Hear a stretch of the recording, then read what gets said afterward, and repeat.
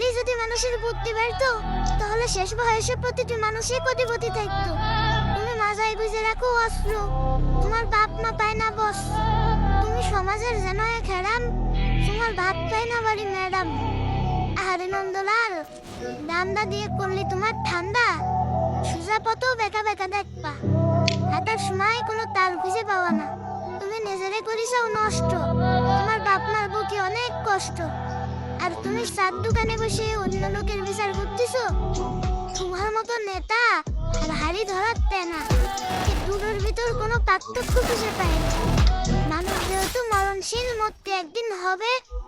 সময় থাকতে পরিবর্তন হও, নাইলে শেষ বয়সে ভিক্ষে করে খেতে হবে।